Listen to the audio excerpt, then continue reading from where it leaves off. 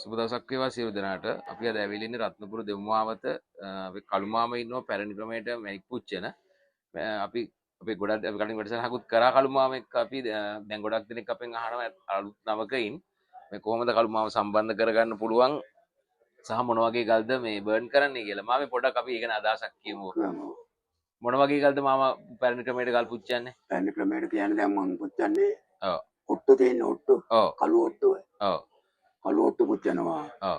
ඒකේ ඩාක් කළු එක තියෙනවානේ. ඔව්. කළු ගැතිය අඩු කරනවා. හා හා හා. අඩු කරන් නිල් වෙනවා. නිල් වෙනවා. ඔව්. හ්ම් හ්ම්. ඒක නිලට තමයි ගන්න පුළුවන්. නිලට ගන්න පුළුවන් නේ. ආය රතු. රතු. රතු පුච්චනවා. ඔව්. රතු වල නිල් තියෙනවා. ඔව්. නිල් අර කියන්නේ රතු ගලේ නිල් නිල් තියෙනවා. තියෙනවා. රතු ගලේ නිල්. ඔව්. ඒක නිල යා පුච්චලා යවනවා. හා හා හා. එතකොට තනිකර රතු වෙන්නේ ගල. ඔව්.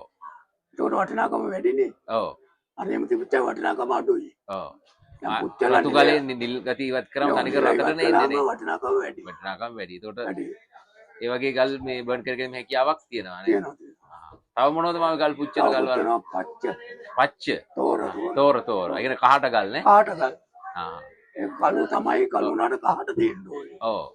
කහට තියෙන ගල එලි වෙනවා හොඳට. හොඳට එලි වෙනවනේ. කොළ පාට තමයි තද කොළ පාට වර්ණයක් තමයි. ඔව් කොළ පාට තමයි එන්නේ. කොච්චර කාලයක් යනවද දැන් අපි අලුතින් කෙනෙක් දැන් සම්බන්ධ මේමයි උදා අපි දැන් ගල බලලා තමයි ඒක කාලේ බලන්නේ කියන්නේ. ඔව්. දැන් ගාම කළු නම් හ්ම්. පැය 10ක් 15. ඔව්. ඒ කියන්නේ ගල් ලොට් වශයෙන්ද පුච්චන්නේ නැත්නම් තනි ගල් වශයෙන්? නෑ ලොට් වශයෙන් පුච්චනවා පොඩි ගල්. පොඩි ගල්. හා පොඩි ගල්. කැරට් 1 දෙක තුන වගේ ඒ ගල්. වගේ ගල් ඔව්. අතර පහ දාලා පුච්චනවා. ඔව්. ලොකු ගලක් වුණොත් තනි ගල තමයි පුච්චන්නේ. තනි ගල් තමයි පුච්චන්නේ. හා හා. එහෙම වුණොත් ඒ කියන්නේ මාමට ගල අතර ගත්තම කියන්න පුළුවන් කියන්න කොච්චර පුළුවන් කාලයක් මෙච්චර කාලයක් යනවා කියලා. බර්න් කරන්නේ බර්න් කියලා. කරන්නේ. ඒකට අපේ වැඩසටහන් බලන මාමේ ගොඩක් දුර අය. ඔව්. ඒ කියන්නේ මේ මාමිනේ රත්නපුර දෙම්මාවතේනේ. ඔව් දෙමු.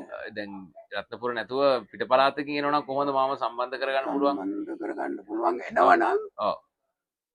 වෙලපා කල්ටියා කියන්නෝනේ අවල් දවසේ එනවා කියලා. ඔව් මාමට කෝල්ලක් දීලා කියලා කියන්න ඕනේ. ආ හා හා. එතකොට මට ලෑස්ති පිට ඉන්න පුළුවන් නේ. හ්ම් හ්ම්. එතකොට ආවම් පාන්දරයක උදේ කළා ඔව්.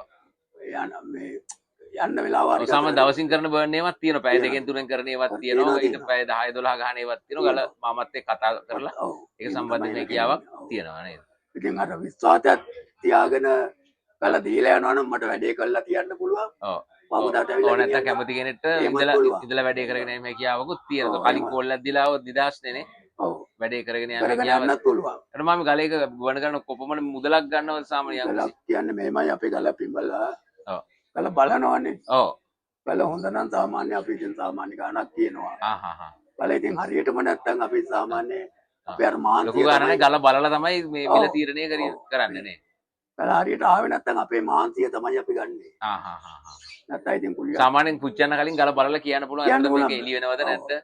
බන් කරන්න එහෙම පුළුවන්. කියන්න පුළුවන්. තමයි ඔට්ටු දැන් ඔට්ටු සම්බන්ධව අපි කතා කරාම ඔට්ටු වර්ග කීපයක් තියෙනවානේ. තියෙනවා. ඇතුල් ඔට්ටු කියනවා පිට ඔට්ටු කියනවා. එතකොට ඒ වගේ රත් ගුණය කියලා එනවා කියලා කියනවා ගලේ. ඒ රත් ගුණේ තියෙන එක එන්නේ රතට.